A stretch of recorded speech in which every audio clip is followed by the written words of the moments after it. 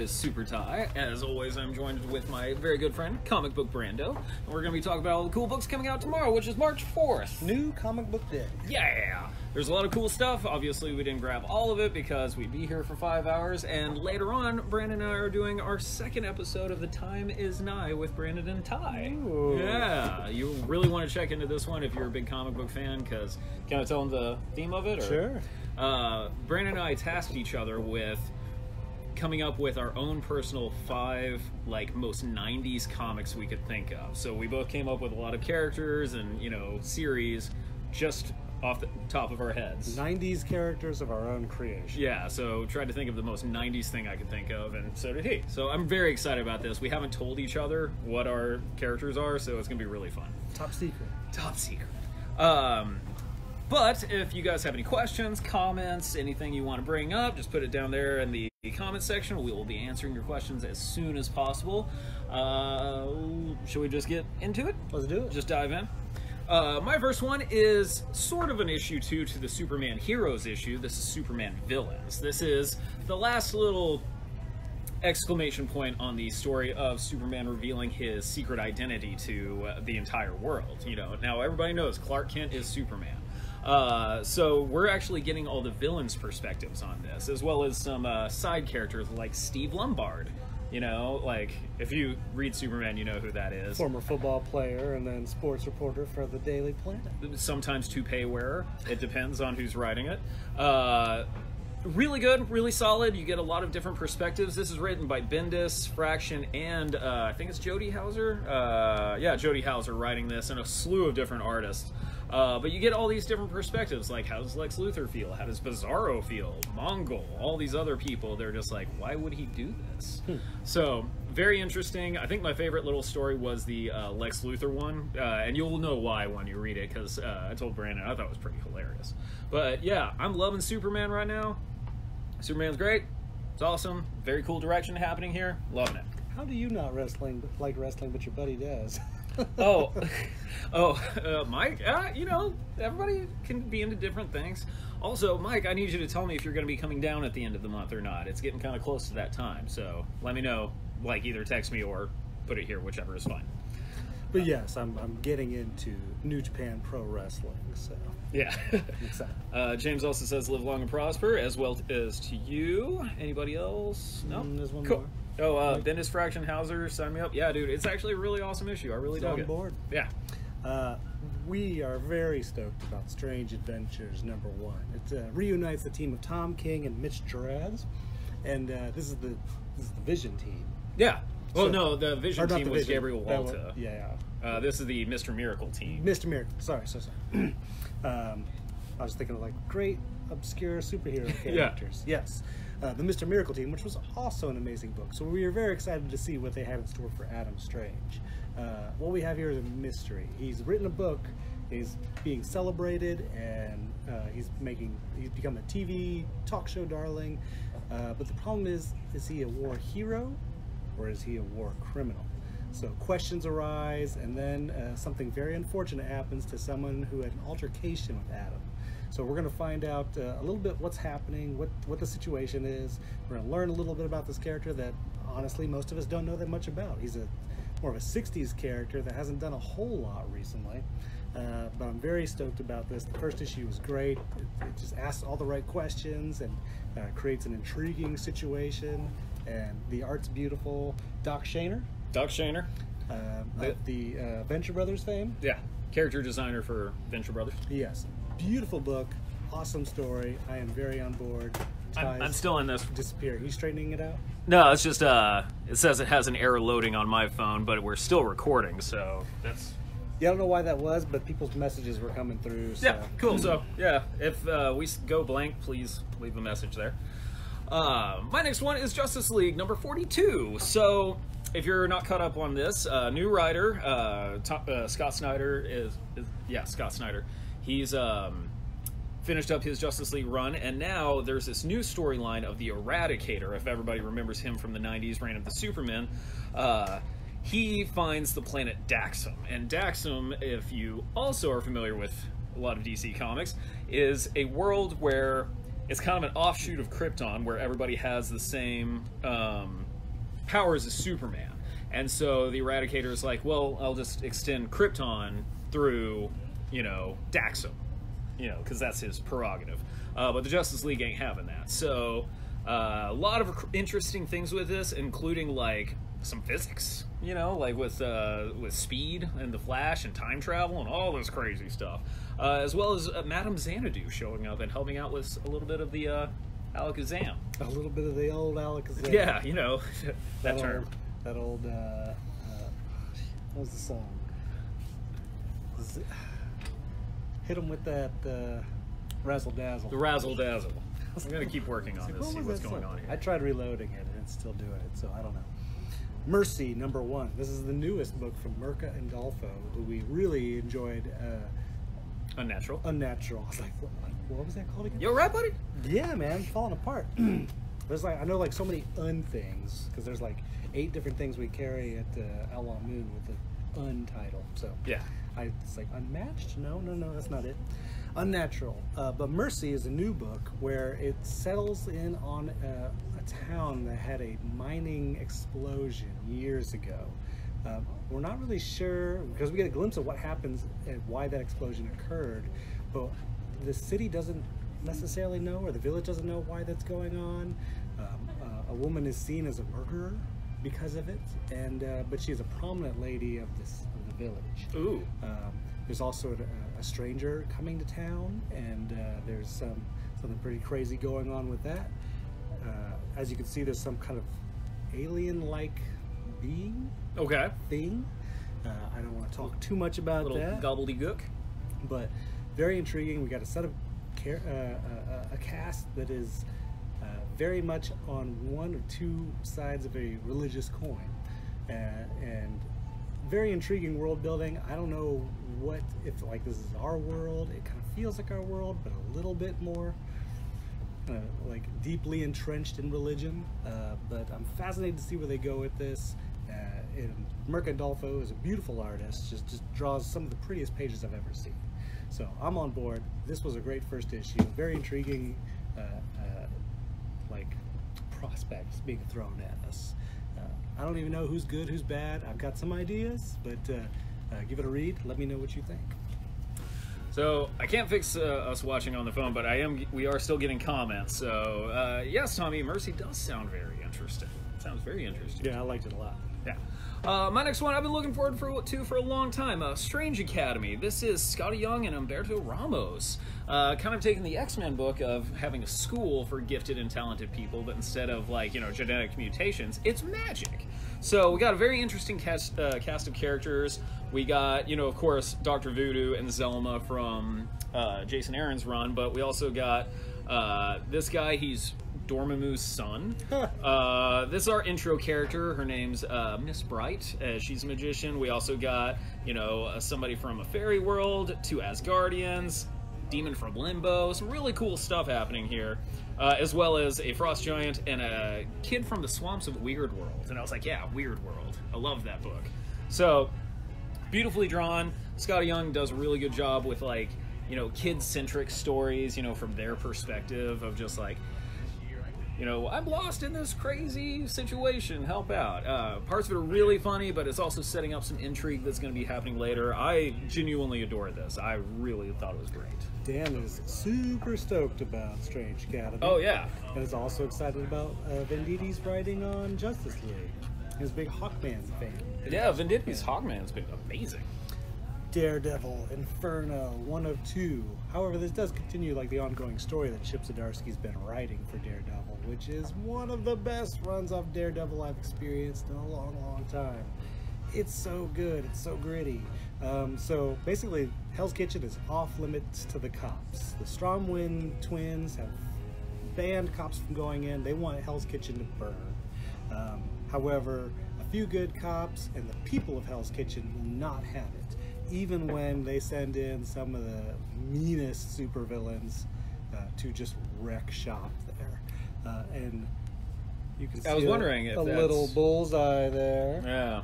Showed up at the end of the last issue, so he is part of this disastrous crew, and he is just as evil as he's ever been. super good. I love this Daredevil run. I want everyone to read it. If you've ever cared about this character, this Daredevil run is phenomenal. My next one is Excalibur. I usually go for the other books that the X books that come out, but I did want to show that this is still coming out. There's also Marauders coming out tomorrow as well. So the members of Excalibur, this is a really cool thing if people remember the Alan Davis run. Do you remember the Warwolves? I do. The Silver guys? Warwolves. Well, they resurfaced, and they're on the land of Colin Bloodstone. So if you're not familiar with Colin Bloodstone, he was in Avengers Academy, Avengers Arena, and Avengers Undercover. He has this parasitic monster organism that's living in him, and if he's not protected by this magic ring, it'll come out, and he just becomes this giant, weird, body horror monster. I assume he's of the same Bloodstone lineage. You assume correctly. Okay. Very important in the Marvel Universe. Yeah, so yeah, they're like, and he's not too keen on mutants showing off their powers on his land, so he's kind of having an uneasy standoff, but werewolves are everywhere.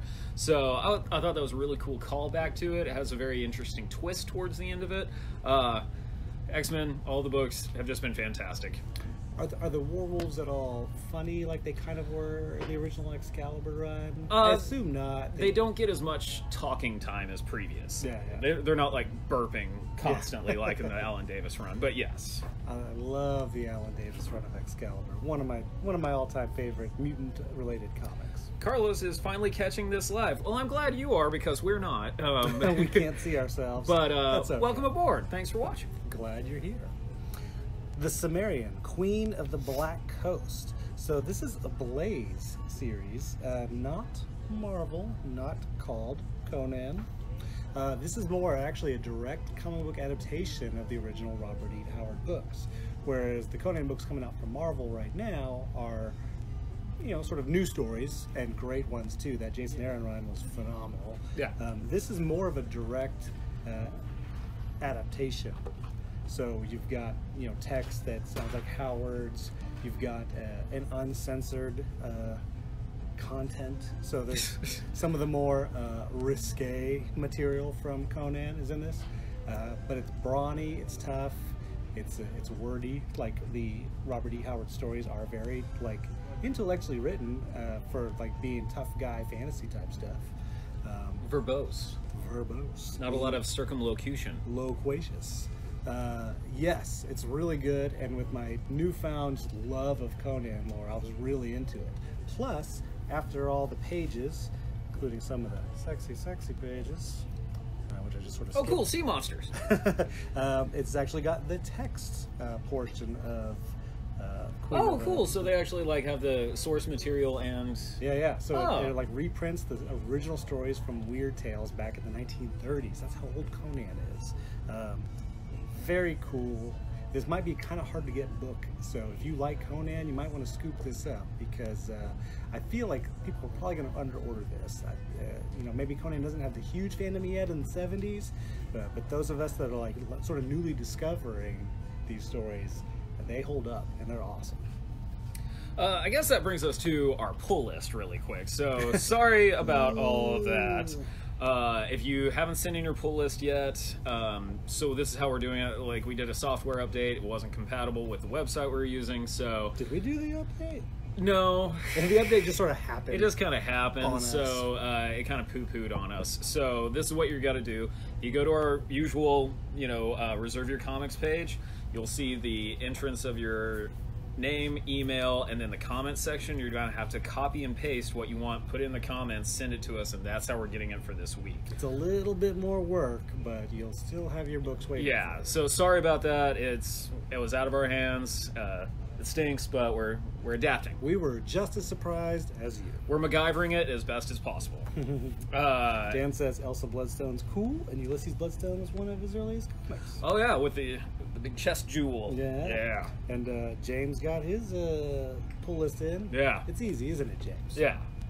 My next one I was really looking forward to, Marvel. This is Alex Ross's kind of dream book that he always wanted to do. Basically, he wanted to get all of his buddies or very cool creators and writers, just basically making up their own story using these characters. So you can use a Spider-Man story whenever time period you want, or if you want Nightmare from Doctor Strange to show up, you just write a story how you want. So it's kind of like, it could be apocryphal or it could be like in canon. They just if you want to do whatever you want. So from that man on the street viewpoint. Yeah. So this is there's a cool Spider-Man story in here that I really love the art style they did on that. I'm not going to show it to you because you should pick it up. Who's the artist on that? That is Frank Espinoza. And then there's another one called The Boy and the Brute, which is a Hulk early Avengers story written by Kurt Busiek, with art by Steve Rude. And then there's a wraparound story called Overture by Alex Ross and Steve Darnell. So, very cool. I loved Marvels. I love Earth X. I love Marvel's X. I like all that stuff. So this, very cool stuff. So James said, improvise, adapt, and overcome considering the pull list. Damn straight. Appreciate it. David says the pull list was effed. Yes. It was. It was. Which we just talked about. And we're trying our best. Trying to fix it. Yeah. Carlos asks, what time do y'all start the live new comic stream?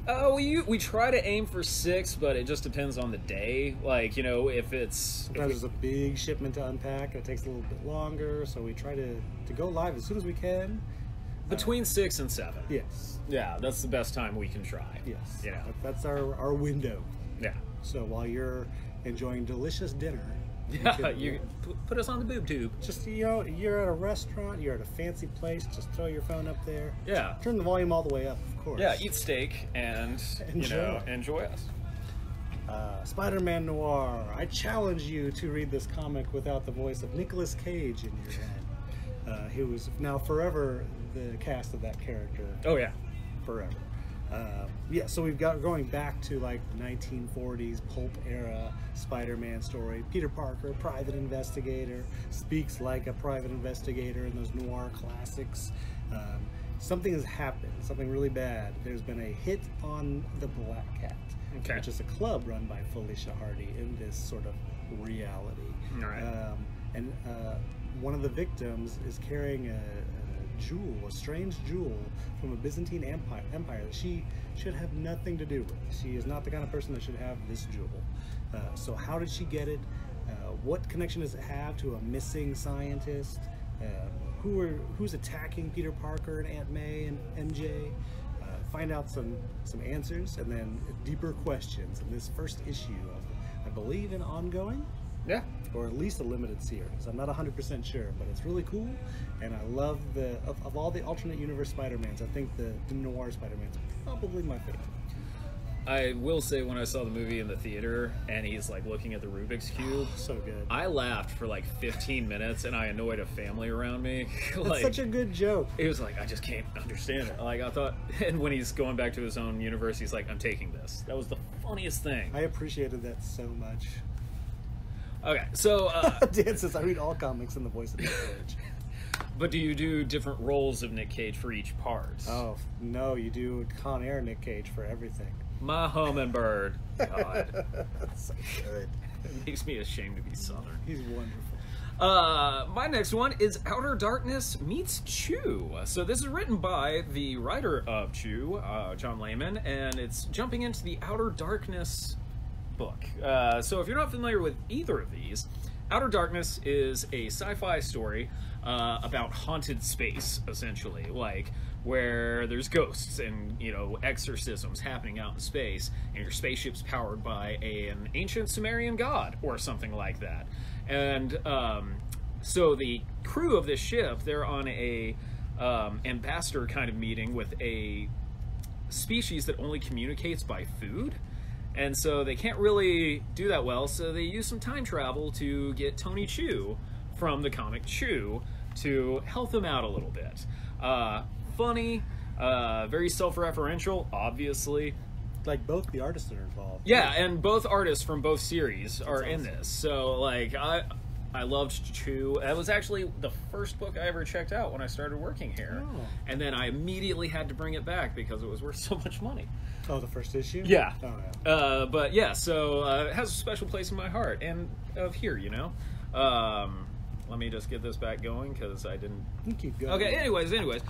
So yeah, El Pollo shows up, which is one of my favorite characters of all fiction, and yeah, I really got to see where this is going because it's very much a fish out of water, involving food. Nice. Yeah. What was it? Psychic? I forgot the name. Cybopathic. Oh, okay. So really quick, yes, Nick Cage nailed that part. Taylor is saying "not the bees" from classic remake Wicker Man, and then cool Spider-Man. Yes, Tommy, he was a cool Spider-Man. Nick Cage is great. Favorite Nick Cage movie? Oh, I mean, Face Off is great. Mostly because, you know, everybody remembers Face Off, that part, and don't do it because, you know, flu season and coronavirus. Like, they just kept on touching each other's faces, like, as a sentiment of love. That was so weird. So I loved that one. I very much loved... Golly, there's a lot. Ghost Rider Spirit of Vengeance, the second one. Really? Well, man, because they just said, hey, go crazy, and he got to go crazy. But having Sam in that one really classed that movie up a bit. Yeah, and then also we have the really great Color Out of Darkness, or Color Out of Space that came out this year. I thought it was an amazingly good movie. Carlos says 8mm. All right. That was a great noir movie. It was just very much a downer. Sophizo says The Knowing. I can't believe no one said my favorite. The Vampire's Kiss. Oh, man. Absolutely my favorite. A-B-C-T. I've absolutely, like, quoted that. Yeah. Which is the alphabet, just really loud and angry. Yeah. He's so good at that. It's so awful. Beautiful movie. Join the Future, new from Aftershock. So we've got a perfect, beautiful city, mega city utopia. It seems that there's a cost, though, to be part of this Megatopia sounds cool. Megatopia, sure. I don't know if I coined that or whatever. Probably something I read in a comic. You just made it up, man. It's you. I don't think I did. Megatopia. To be part of this, they basically, like, buy you into it. So they'll buy entire, like, smaller towns to be part of it. Hey, we're back on. Yeah, weird. Internet connection? I don't know. So they're bringing in, like, smaller towns to, like, basically, they're buying everyone. You know, but they provide, you have a space, you can do what you want to do in the city. As far as we know, we don't get to see a whole lot, but it seems like a paradise. They describe it in the beginning of the book. It sounds, oh, that sounds great.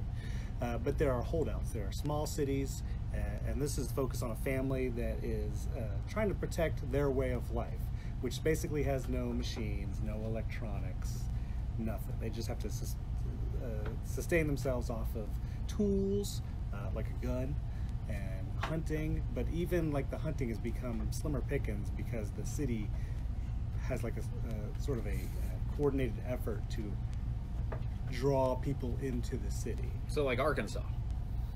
I'm playing. What? I'm playing. I've never been. That sounds awful. But with a big city. So yes, Join the Future, very cool, and we're going to see how much this family can fight back against the encroaching, almost inevitable oppression of this city life. Very cool. I don't know where they're going to go with it, but pretty intense stuff happens in the first issue. So give this a try if you think the idea of a more rustic life, trying to fight back against modernism, I guess. Perfect modernism, yes, is a tale that sounds good to you, with some violence.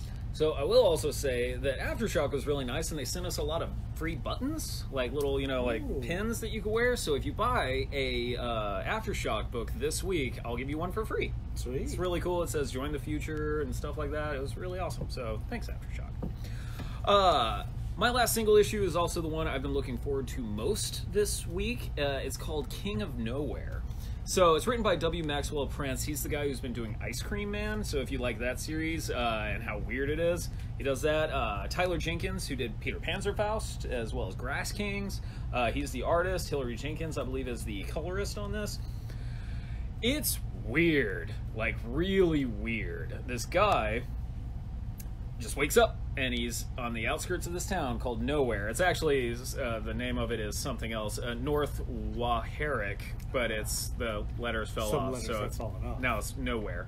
And everybody in this town is just a little bit off, and by a little, I mean a lot. Like, the bartender, his face is upside down, or the local drunk has 6 arms, or there's a fish guy that always asks you to buy him a drink.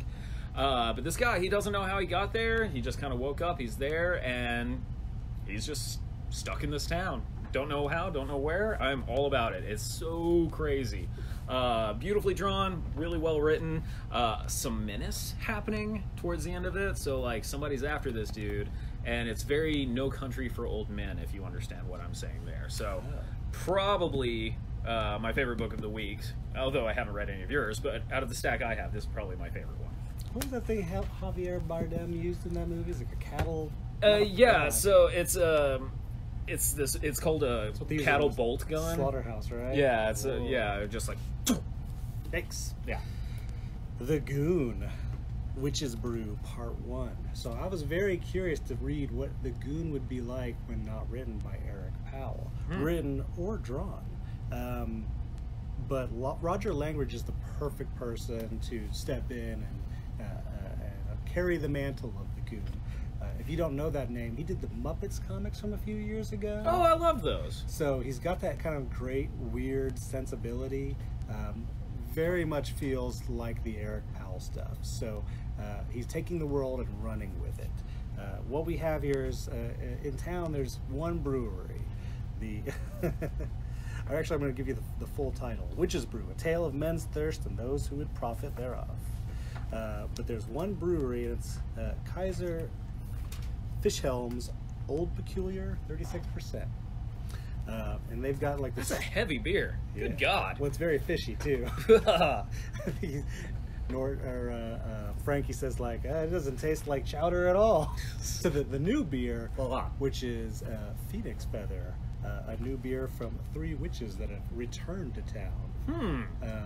And in fact, you get a whole bunch of great like backstory about it. What people are saying about Phoenix Feather. Frankie says, Phoenix Feather cleared up my skin and improved my singing voice. Aw. I like that a chicken is also drinking it. I'll spoil what the rooster says. This is, I had no idea what to expect from Phoenix Feather until I was forced to drink some at knife point.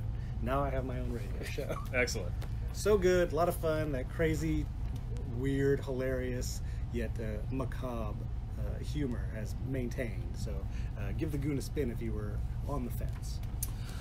So my next one is The Fire Never Goes Out, a memoir and pictures by Noelle Stevenson. So everybody should be familiar with Noelle Stevenson. She did Nimona. She is a co-writer of Lumberjanes. So this is basically a memoir of her early 20s, like her early adult life, of just like thoughts, pictures, year in reviews, little poems, a Hulk comic, a tiny Hulk comic for some reason, like getting tangled up in a hammock, but also, just like little parts of her own life, and hopefully this will help out people that are feeling the same way that she did. It's more of an inspirational hope kind of overall book. Obviously I didn't read it all because it's pretty big and we only have like 20 minutes to read all this, but yeah, I really enjoyed it. I'm gonna be sitting on my couch diving in deep on this one a little bit later tonight after our podcast, of course. And yeah, so give it a shot if you like memoirs, if you like more indie comics kind of thoughts on life. This is definitely up your alley. Dan steps in with Roger Langridge saying he's awesome, big vaudeville influence in his art. Yeah. Yes, and that definitely translates to good Goon comics. Speaking of vaudeville, did you notice I put some, Squirrel Nut Zippers on the playlist? I did not notice that. I love Squirrel Nut Zippers. I really do. Yeah? Unashamedly. Yeah? Yeah, I love that stuff. It's crazy. I don't like the Hell song, but all the other stuff, I thought was great. Segue. Yeah, ska. No, they're not. They're vaudeville. They're just like. Yeah, I guess they're more vaudeville than ska. Yeah. Ska tangential. Yeah. Ooh. Gross. If I was a pirate, that would be my pirate name. Saying that was like a verb. Iron Man 2020, number 3? 3. Part of the big 2020 storyline going on right now. So we've got a big robot revolution. Only it's led by I'll say the robot clone of Tony Stark. Sure. It's been revealed is Mark 1. And the person fighting against this revolution is Arno Stark, who is Iron Man 2020. We've got a great big battle with Awesome Andy. Machine Smith is there. Herbie from the Fantastic Four is a freedom fighter for the AI. And he's also like a celebrity with all the robots. He's so good. They're like, oh my god, it's Herbie! Currently, Machine Man is drawn away into something else, into his own one-shot story. But we've got a big battle with family and potential large threat looming. But what we learn about that threat is it might not actually be there. This is an awesome series and probably one of my favorite crossovers of the past couple of years. And some of you aren't reading it. This is not as popular as it should be. So if you like fun, big, crazy comic book stories with characters you don't necessarily see in every issue of every comic, Wolverine, you should give it a read. You should try it out. It's a lot of fun. I'm having a blast with it. And it's just so vibrant and crazy and weird. And smacks quite a bit of Next Wave without being the same thing. So I was flipping through it, and also the big gears that Arno Stark wears, they actually have a purpose. They have a function. I was just like, oh, cool, they actually made it do something. Because I always thought they were really stupid. Yeah. But there they are. Yeah. My next one is Princess Ever After. So this was in a hardcover for a long time, but they finally released it in a soft cover.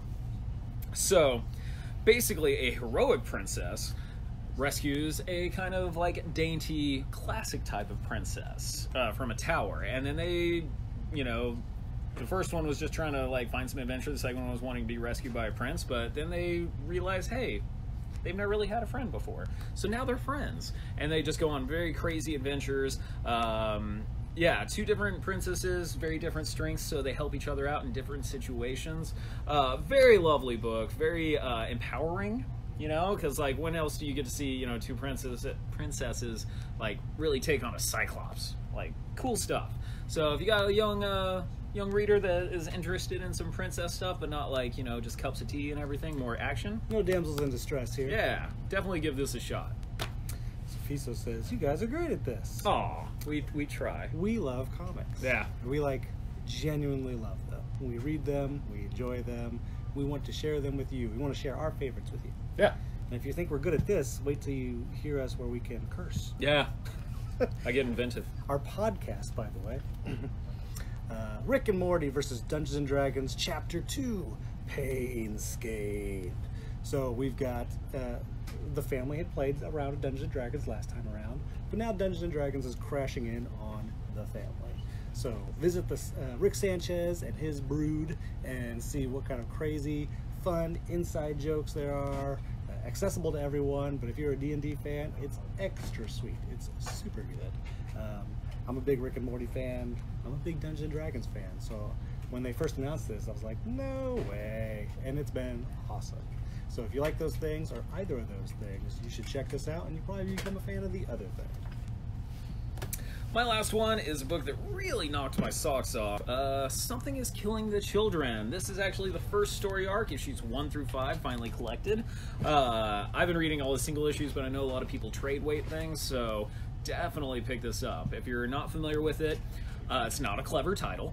Something is killing children in this one town. Like, by killing them, I'm talking ripping them apart and eating them. So, monsters.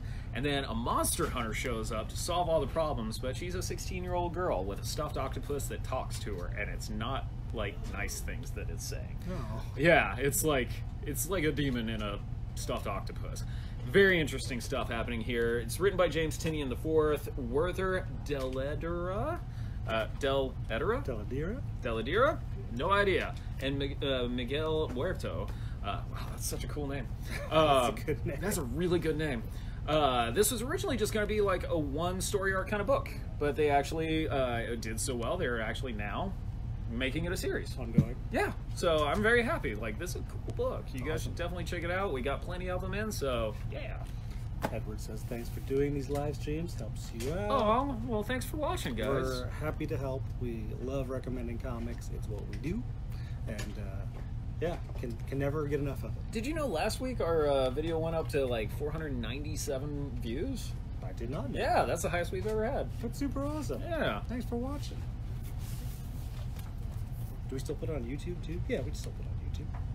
I don't know. I think these are archived on YouTube. Oh, okay. I don't know. Fairly sure. They were, at least for a while. I'm pretty sure they still are. We're in the know. We're on the ball. Look at this. That is a giant book. That is BPRD 1946 to 1948. They have put together a chronological collection of the stories of the BPRD. So we're following Brutenholm, Professor Brutenholm, who is basically the father of Hellboy, who brought him over from Hell and has been his caretaker since he was a little baby. Plus a bunch of World War II sort of weary vets that become the Bureau of Paranormal Research and Defense. Yes. And it's easier than S.H.I.E.L.D. Yeah. So they're investigating Project Vampire Sturm, Hitler's secret project. And I think I know what it is. Spoilers. Yeah. Sometimes a rose is but a rose. That was beautiful. Yeah, I know. Even though it's basically just a paraphrase of Shakespeare. Yeah. Yes, so Vampire Sturm. Very occult, very awesome. If you're a Hellboy fan, BPRD is just essential reading. The whole universe that Mignola and friends created is just one of the richest one in comics. So if you've never read it up until this point, this is a really good place to jump on. So give it a spin. Hellboy's great, and yeah. Yeah. So let's talk about everything that's going on coming up this week. So, third time I'm mentioning it, we have a podcast called The Time Is Nigh with Brandon and Ty. And our first our first episode is on SoundCloud right now. You can find it just under The Time Is Nigh BT, correct? No, the SoundCloud, it's soundcloud.com. The time is nigh, and each word is capitalized, and I think that matters. Okay. No BT on that one. But our Twitter is The Time Is Nigh BT, Yes. because of some jerk face. And then, but yeah, last week's or 2 weeks ago's episode was really fun and saucy. This one's going to be a little more reminiscent and nostalgic. If you're a big Cable fan, you should check it out. Oh yeah, it's. If you like Rob Liefeld at all, get ready. This is your thing. Couches. We're recreating the 90s. Yeah. So we got that coming up. What do you have coming up? Well, Carlos does confirm that our episodes are on YouTube. Oh, cool. Thanks. So he watches them. Thanks, Carlos. Friday, we've got Friday Night Magic over at Outlaw Moon. Saturday, we've got Tabletop Game Night. I am working on a gigantic collection of Beast Wars figures, matching all their guns, missing tails, missing legs, foot pieces, missiles. Yep. All to their correct figures, and it's basically like the figures are complete. They're in beautiful shape. They're very tight joints and everything. And this is, if you liked Beast Wars at all, I have the mega collection that I'm working on over there. Got a bunch of them priced, got a bunch of them ready to go. So some pretty stunning pieces over there. So Sophie's so excited about some Beast Wars. Beast Wars. So we're also going to be doing something cool at Austin Books. We're going to be having a little bit of a discount section coming in. We're working on it right now, but I know a lot of people are missing Sidekick. So we're just going to bring some of that discounted trades action over here. We've already cleared off some shelves. We're already processing the books. So hopefully this weekend, I'm not confirming or denying, they'll be here this weekend, so you guys can maybe get some cheap books. We'll definitely throw it up on the social media when it's live. Yeah. If you're not into magic on Friday Night Magic, this Friday I have a surprise show land in my lap, so if y'all aren't doing anything Friday from 9 o'clock to midnight, a band called Dimetrodon, which is really awesome. They do a instrumental album about a warrior versus a wizard on Mars, and it totally works. And then Laser Tusk is going to be playing for 2 hours. We're going to be bringing out some songs that we haven't played in a while, some new stuff that nobody's heard yet, because we're just like, well, we got to fill 2 hours. 2 hours? Yeah. So can't wait. I'm really out of shape right now. So if y'all ain't doing anything, then y'all should definitely come out for that as well. Fizo asks if we sell original art. Off and on. We have a small smattering of them that we acquire here and there. Right now we actually have a page from, I'm not even sure if it was published, but it's a House of Mystery or House of Secrets. I can't find the issue it's from. Could be unpublished from, oh man, the artist name I'm blanking on. I just blanked on. It's Abel, Jack Abel. But yeah, I don't got anything else. Do you got anything else? No, I don't think so. We're just very stoked about doing our second episode of our podcast. Cool. Well, you can follow me at Super Ty Denton 1. You can follow you at Comic Book Brando. You can follow us at Austin Books, but also at The Time Is Nigh BT on Twitter as well. Where I posted a famous image of Rogue. Yes. By Jim Lee.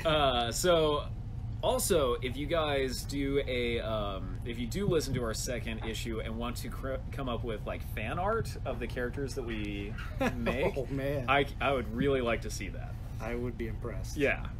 So I guess we'll see you guys tomorrow or whenever you guys want to come in. But hopefully our pull list will be fixed next week, and we'll catch you later.